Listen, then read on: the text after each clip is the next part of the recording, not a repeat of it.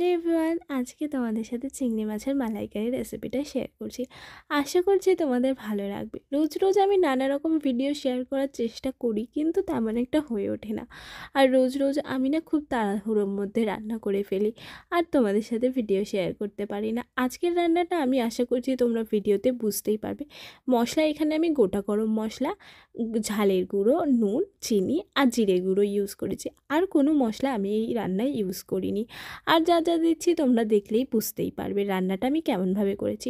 তবে রান্নাটা একটু টাইম নিয়েই করতে হয়। মশলাগুলো ভালো করে কষে না নিলে একটা গন্ধ বেরোয়, যেটা নারকেলের দুধের সাথে ভালো লাগে না। তো নারকেলের দুধই আমি এখানে অ্যাড করেছি। তোমরা চাইলে এমনি লিকুইড দুধও অ্যাড করতে পারো, তবে তেমন স্বাদটা পেতে গেলে নারকেলের দুধই অ্যাড করতে হবে। জানো তো, আমি বড্ড জলদি জলদি করে রান্না করে ফেলি, তাই জন্য ভিডিও তোমাদের সাথে শেয়ার করতে পারি না। তো এই ভিডিওটা ভালো লাগলে লাইক করিও, আর চ্যানেলটা সাবস্ক্রাইব করে